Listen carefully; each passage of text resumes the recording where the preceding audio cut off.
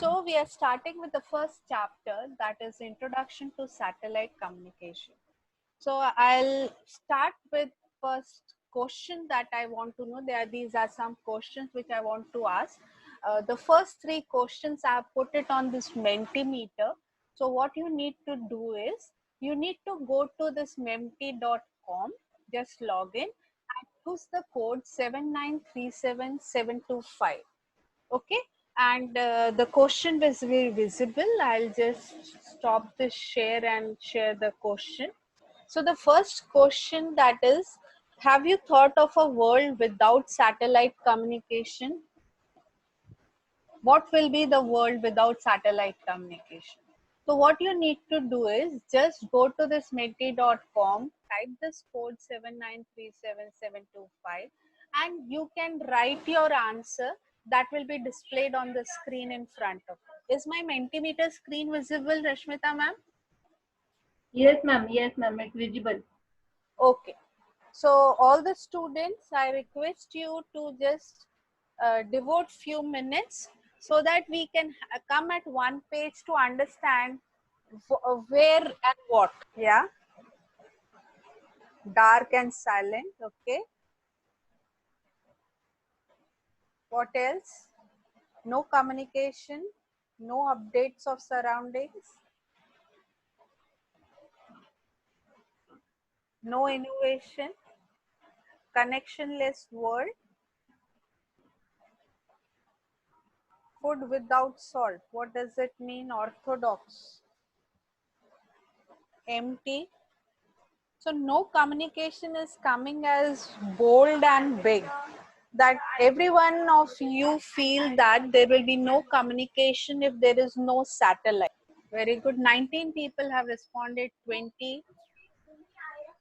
There are 40 people in this group.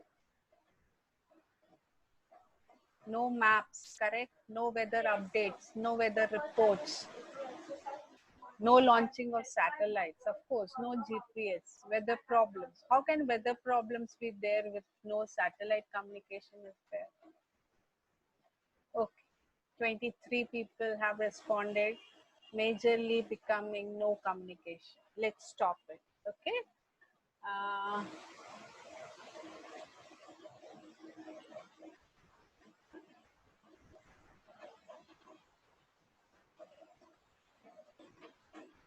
I'll come back to my slide. Yes. So I'll just put that slide here, screenshot.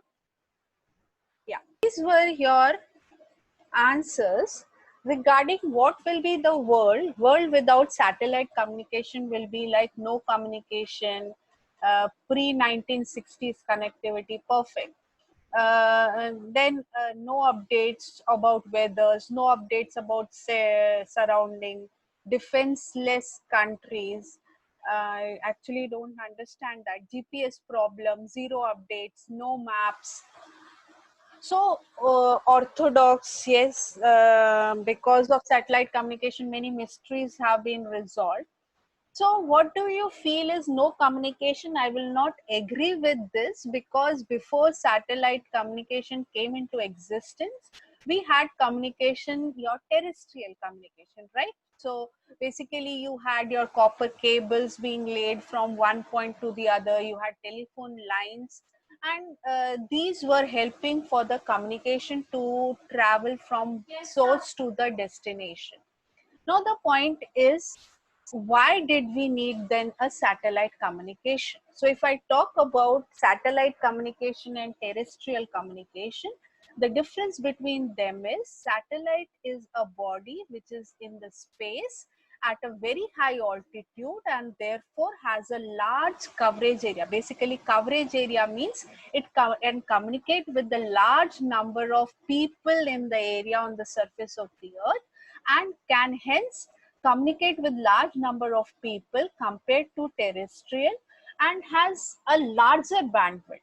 What do I mean by larger bandwidth? This large number of users it can support. So how do it get a large bandwidth? Because the frequency that we are using for satellite communication is in gigahertz. The carrier frequency is in gigahertz, which definitely is much larger than the microwave frequency which we were using for terrestrial communication, and hence we could get a large bandwidth, large number of users, large coverage area. And this communication, do you remember there was a time when we used to make a local call at a different rate and an STD? STD used to mean that we are calling people who are outside your state at a different cost. That was actually a distance dependent communication, right? The rates were as per the distance. But when it comes to satellite communication, it is like your communication is independent of the distance, because whatever is the cost of communication, it is in the satellite that you are launching and in the earth station that you have. Okay, so definitely it was independent of distance. It was covering a large area, it was giving you a large bandwidth, it was able to give you a connect with a larger population. But when it came to terrestrial, it was distance dependent. It was definitely, what about the cost? Satellite communication is costlier than the terrestrial communication, because large amount of cost goes into making of a satellite in millions of dollars, as well as in launching of your satellite. Okay, so again, now coming to second question is, how many towers are required to, suppose if I talk about terrestrial communication is about basically what we had was, we had towers, and those towers were transmitting the signal, and people inside that particular coverage area of that tower were receiving it. Now my question is, if India has a surface area, or the area of of India is 4 into 10 to power of 6 kilometer square, and a mobile tower has a coverage area of 1 kilometer square. So can you tell me? Ah, sorry. Oh, yeah, ma'am, we can see it now. Yeah.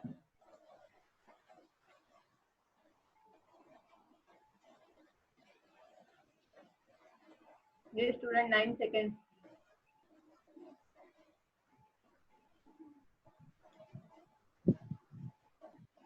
So yeah, nine people say 1 million, one say 1,000, 6 say 10,000, and 7 say 10 million. Now the question is, how did you answer this question? How did you answer this question? I gave you the area, right? I gave you the area and I asked you to, I gave you the area and asked you to find the count. So basically a simple mathematics that you have to do. How much is the area covered by the tower? The 1 kilometer radius कितना होगा? Chat box में लिख सकते हैं. So the problem that I gave you is, area of India is 4 into 10 to power of 6, correct? And area covered by tower is 1 kilometer radius, that is equivalent to 3.14 into r square, that is 1 square. So it is 3.14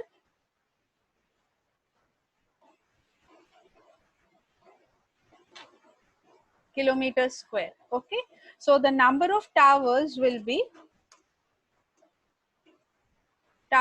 equal to 4 into 10 to power of 6 divided by 3.14, correct? So how much it comes out to be? It comes out to be 1.27 million towers, right? So basically, to cover the whole of India with your terrestrial communication, the number of towers required is approximately more than 1 million. So we are talking about installing 1 million towers. So can you understand the complexity, what I was telling in the differences or communication existing before satellite communication and which led to the invention of your satellite communication is just because the coverage area was limited, and to have a communication with every part of the country itself required lot of infrastructure installations. And actually that was not possible because we were looking at connecting the whole world, and this was connecting the whole world means what is actually very difficult. So can you tell me, the height of the tower increases, the coverage area of the tower also increases? Do you agree to this? Basically what we found was when a tower was having a coverage area of 1 kilometer, it could cover only a limited area of 3.14 kilometers square, and therefore we required 1.2 million towers. So if I keep on increasing the height of the tower, will my coverage area increase or decrease? Definitely the coverage area will increase as the height of the tower is increased. But having high heighted towers will be actually definitely will require a better infrastructure, means requirements, as well as it will also be costly. So an idea came through Clark, that Clark was basically considered to be a scientist. Clark is considered to be a scientist who has actually brought this idea of satellite communication into existence. And he said that if you have mobile towers as high as 36,000 kilometers from the surface of the earth, it can actually cover 1/3 of the earth, and we can actually have only 3 towers requirement that will cover the whole of the world.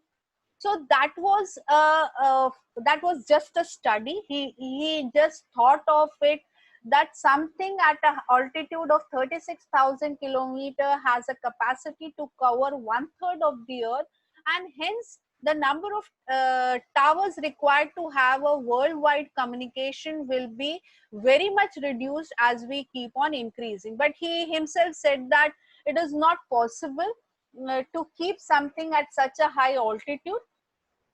So there was something required, that instead of having such a high tower, which was actually physically not possible to make such a large heighted tower, it was like expecting something to be hanging at a height of 36,000 kilometers from the surface of the earth.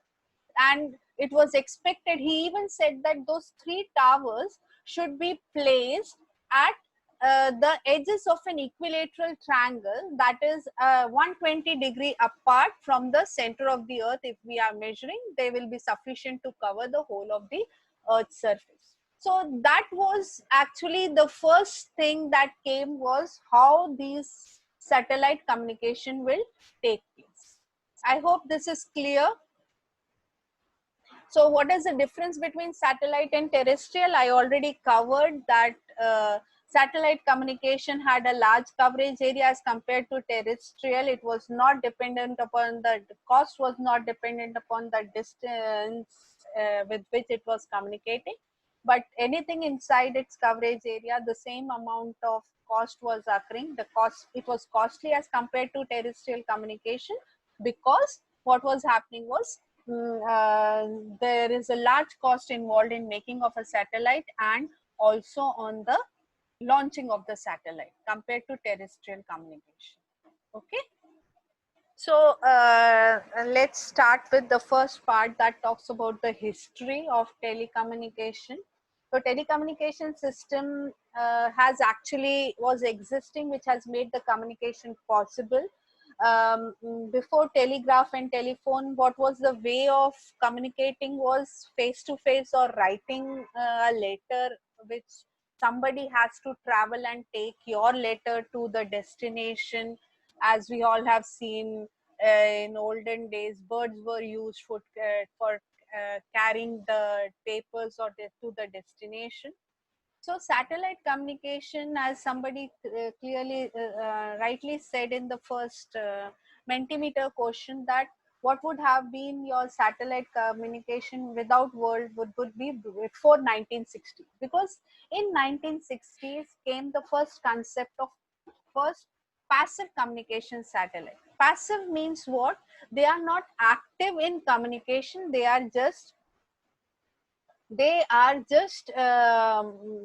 basically they are just a kind of reflectors, right? In the space, they were hanging in the space, and they were just a signal is coming to them. And I was talking about passive communication. So passive communication, as I was telling, was basically it was for acting as only a reflector. So signal is coming to the satellite and getting reflected and reaching the destination. So for that, what was used was large balloons. Eco 1 and Eco 2 were like copper needles being used as a reflector for it. But as you know, if I'm increasing the height of my tower, what will happen is after some time the signal strength has to be increased, because it has to reach that particular height, and from there it has to get reflected to the earth. So that was the basically the need of it, and that required a large amount of power. So definitely that large power means large reflectors. Large reflectors means basically large amount of investment also. So the first active satellite that is in 1962 was a Telestar MEO satellite. Then in 1963, first satellite in a geostationary orbit was Syncom communication. So active satellites was needed when it came to passive. So if I talk about passive satellite, your moon is also a passive satellite, or could have acted as a passive satellite, but it was not used for the basic reason, as I told you, is larger the height of your passive satellite, the larger power you want it to reach that and finally get reflected and reach the destination. So that would have been very a large amount of power being required, and that would have not been possible since moon is at such a large height. So initially it was thought of moon being as a reflector for sending your signal, but later on it was identified that it is not possible for use a moon, and therefore we need to devise or make our own passive satellites or active satellites into the space that will be able to contribute to the communication. So these were some of the satellites, and the first successful communication that Intel was able to do using the Clark's principle of placing 3 satellites into the space at a height altitude of 36,000 kilometer. One was over Indian Ocean, the second was over Pacific Ocean, and the third was over Atlantic Ocean, where these 3 satellites were placed and were able to establish a communication. Yeah.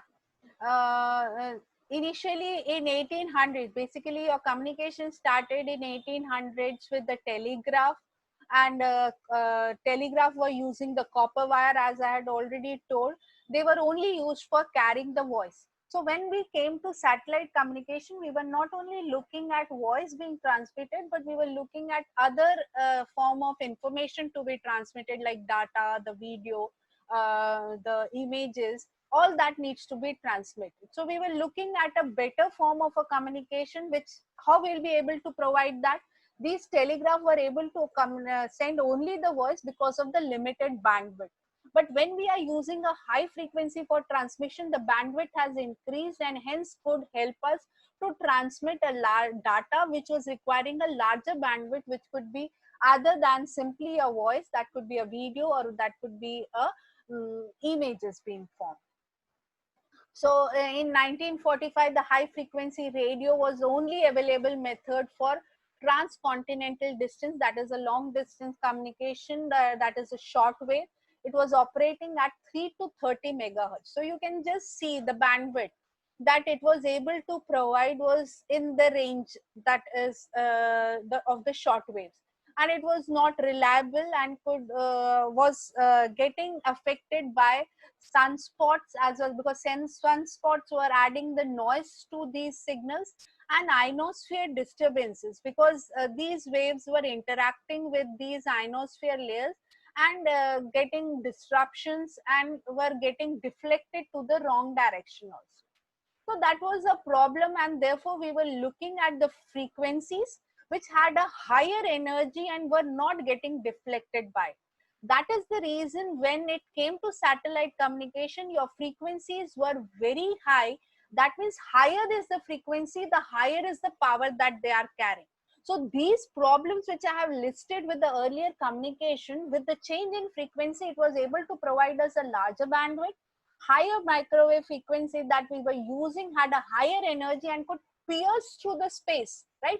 It could pierce through the space without getting deflected and reach the satellite. What was happening was, when we were using that, it was using a kind of layers of ionosphere, you're bending and then reaching the destination.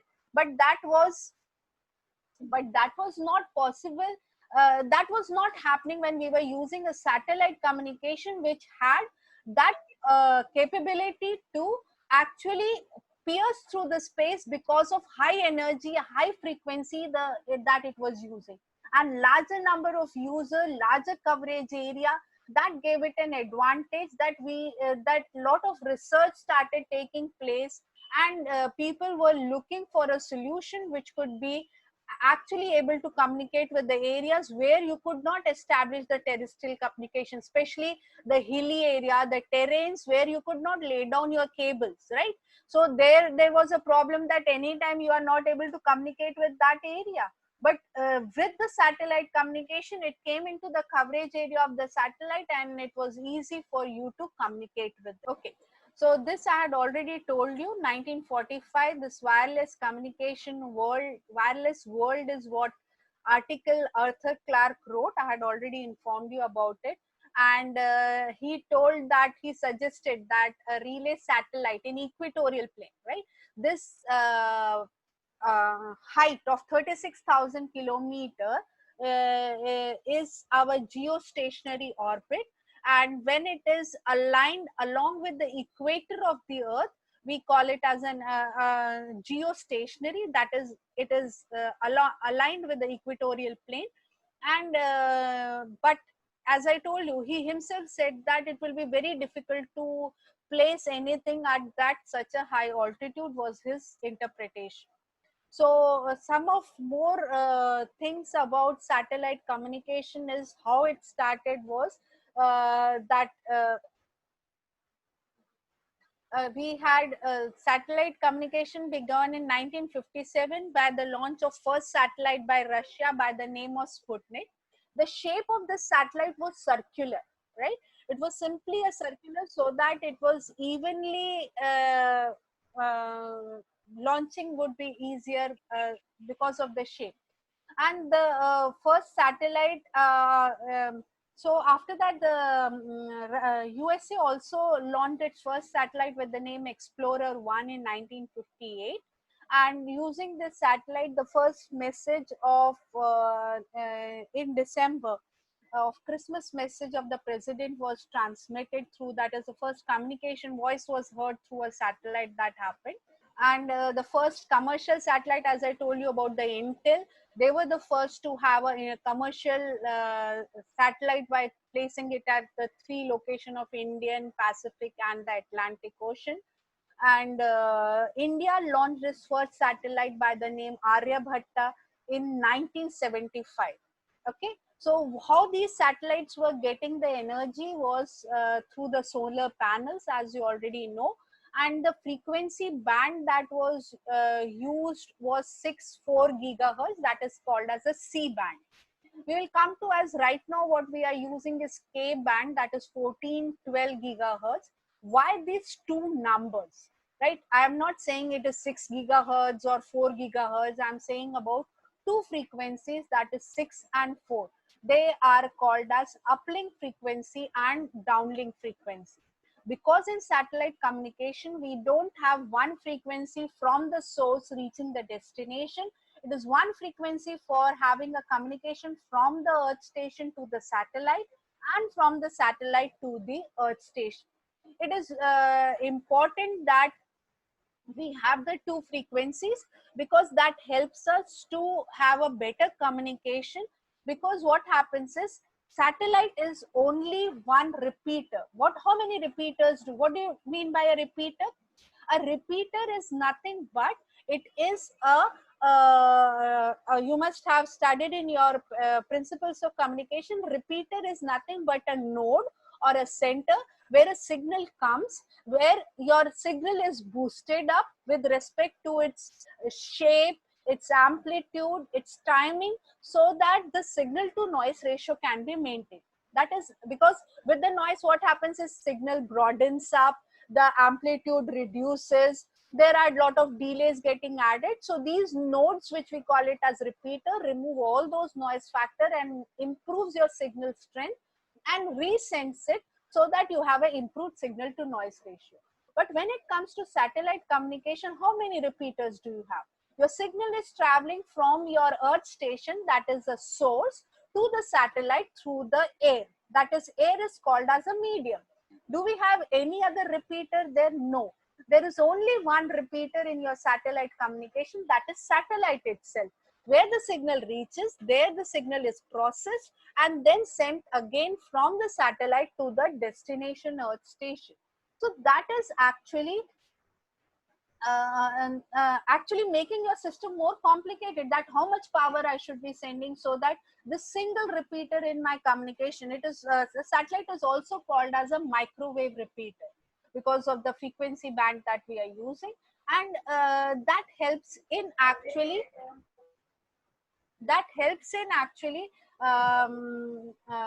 basically having an improved communication by sending the signal at the right strength. These I had already covered. I'm so sorry, I've gone back now. Yeah. So 1980s, we came with the reusable launch vehicle. Previously, what was happening was it was launched into the space with a vehicle that never returned back, and it was like whatever investment is there in your vehicle is simply lost. So the concept of relaunchable vehicle means it was like one vehicle taking your satellite launch to a certain altitude, launching it there and coming back to the earth so that it can be reused for the next launch. So in 1980s came that concept of relaunchable launchers, reusable launchers, so that it could be reused and there was a cost saving basically rather than losing the whole of the satellite. And 82 international maritime communication was made operational. Basically your ships that were navigating into the sea, they were because if they are lost, they lose their direction, or finding a lost ship because of say some storm or anything. So satellite was used for that maritime communication. Direct home broadcast that was started in Japan using satellite in 1984. I think that was the time of Olympics that it was started. Then land mobile communication was started in 1987. So the basically more and more applications started coming for the satellite launch into the geostationary orbit. Then 1990 came your VSAT concept for spectrum allocable for non-geo system. Basically, we were all placing our satellite at an altitude of 36,000 kilometers, and that was the only orbit available for launching the satellite. And it was getting used up because if you are launching so many satellites, there is always you need to keep a gap between the satellites when they are revolving around the earth. So came the concept of using orbits other than geostationary for launching your satellite. So other than geostationary orbits are medium earth orbit, low earth orbit, depending upon the altitude at which they are launched and the amount of time with which they are able to communicate. So we'll be taking all this in detail in chapter number 2. Right now we are just understanding the growth of satellite communication from 1960, when it was a time of only telegraph and a voice signal was being transmitted, to the present time, where actually you cannot think of a world without a satellite, because every communication system, if you look at, the satellite communication has a part to contribute to it. As someone said that defense is using the services. Do you know the Indian GPS system that we have? During the Kargil war, US restricted us from using the GPS data that they to know the location of the enemies. So at that time, we started our own GPS system by the name that is named by our present Prime Minister. Innovative name is NAVIC, Navigation Indian Constellations. So it has got a GPS satellites, and they are helping in these various satellite images for various applications. And presently it has been tested with the fishermen, right? So what they are given is a device which actually with the images, what it does it with the images, it finds out what is the location where is the maximum fishes that are there, and gives basically a kind of a track to the fisherman as where he has to go and do the fishing today. So what happens is he has got the right location where he has to do the fishing. So this results in saving of the fuels, because he knows where he has to go and do the fishing. So it gives it like a GPS, it gives him a track where he has to do the shipping. So saves the fuel. Lot of fishes he is able to get, because he knows the fishes where it is, because it has been tracked by the satellite. And this has actually resulted in increase of the income of those fishermen who were struggling for their livelihood. And that is a project by ISRO, and it does not require a mobile. It's simply a device that is given to the fishermen, which helps them to take to their. So that's a very good project of, you should study about it, of ISRO. The example that I have given of a LEO Earth orbit for a communication handheld is Iridium satellite. So it has got around 66 satellites. For MEO, its GPS system uses a MEO orbits. It has got around 24 satellites that are communicating to have a continuous communication. So this is how this communication system developed. Yeah. So now I wanted these answers, but we find it difficult to have it on the chat because I've already answered these questions. What was the first satellite launched by India and in which year? Can anyone unmute and tell me? I've given answers for these. Ma'am, Aryabhatta in 1975. Correct. What kind of satellite is Moon? Somebody else can give me the answer. Active or passive? Passive satellite. Passive Yeah, it's a one. passive satellite. It's a passive satellite. What is India's position in the space program? Do you know What is that? the fourth one? Ma'am, I think it's behind US, US? Russia, China. Yeah, US, Russia, China, Japan, and then Europe. yeah, India. Europe. Yeah. So then,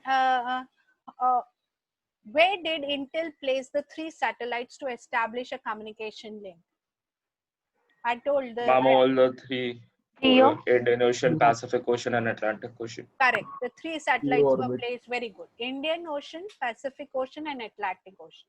Now coming to this question is, how many satellites, active satellite, dead satellites, and total satellites are there? What do I mean by active is those who are contributing to the communication. Dead, those who have finished their mission life. Mission life is whenever we are launching a satellite, we define a period for which we will be able to establish a communication with it. Do you know the Chandrayaan 1, after 1 year we lost the communication, and ISRO declared that that was the only time for which it was supposed to be communicating. So basically you define the time period for which you define, or basically you calculate the time period for which you'll be able to communicate with that satellite. So after that period, it is dead, or basically you lose a contact with it and the total satellites in it. So the data which I could get, definitely this is through internet that I got this data, that we have around 4,857 satellites in total satellites, of which 2,900 are dead and 1,900 are active. Majorly, they are used for commercial use, government use, military uses, and the civil uses.